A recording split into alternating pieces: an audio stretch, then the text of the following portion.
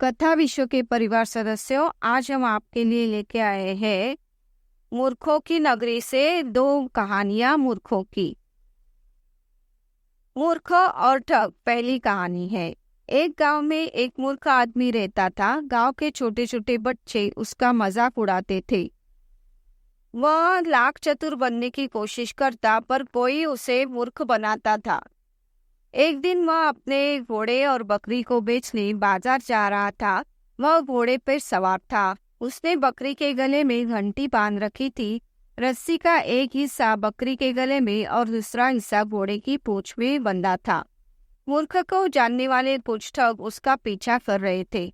उनमें से एक ठग ने बकरी के गले से घंटी खोलकर घोड़े की पूंछ में बांध दी। उसके बाद बकरी को लेकर रफू चक्कर हो गया। घोड़े की पूंछ पर बांधी घंटी बजती रही और मूर्ख यही समझता रहा कि बकरी उसके पीछे पीछे आ रही है। थोड़ी देर बाद दूसरा ठग आया। उसने मूर्ख को रोककर पूछा, भाई साहब, आपने अपनी घोड़े की पूंछ में यह घंटी क्यों बांध रखी है? उस मूर्ख ने पीछे मुड़कर देखा तो बकरी वहां नहीं थी। उसे बड़ा ताज्जुब हुआ। तभी तीसरा ठग आ पहुंचा। उसने मूर्ख से कहा, मैंने अभी देखा कि एक आदमी तुम्हारी बकरी को लिए भागा जा रहा है। अगर तुम मुझे अपना घोड़ा दे दो तो मैं उसका पीछा करके तुम्हारी चुराई हुई बकरी वापस ला सकता हूँ। मूर्ख तुरंत घोड़े पर से उतर पड़ा और उसने घोड़ा तीसरे ठग के हवाले किया।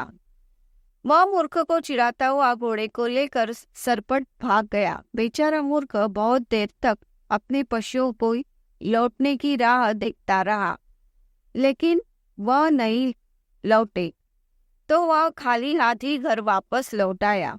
दूसरी कहीं घंटी बजती रही और तीनों ठग गाते रहे, घंटी बजती रहो, रात दिन गाती रहो, जीवन के खेल है सुनहरा। शिक्षा, मूर्ख की तकदीर कभी लंबे समय तक उसका साथ नहीं देती। दोस्तों, दूसरी कहानी है चार मोर। एक जंगल में एक ऊंचे पेड़ पर एक काली चिड़िया रहती थी। जब वह गाती थी तो उसकी चोंच से सोने के दाने पर पड़ी। चिड़िया के मुंह से सोने के दाने झरते देख वह फूला नहीं समाया। उसने मन ही मन कहा कि वाह, कितनी अच्छी तकदीर है मेरी। मैं इस चिड़िया को पकड़कर अपने घर से ले जाऊंगा। उसे रोज सोने के दाने देगी और मैं धनवान हो जाऊंगा। फिर बहेलिया ने चिड़िया को पकड़ने के लिए उसने जमीन पर अपना जाल फैलाकर उस पर चावल के कुछ दाने बिखेर दिए। काली चिड़िया दाने चुगने नीचे उतरी और जाल में फंस गई। बहेलिया ने उसे पकड़ के घर लेके गया।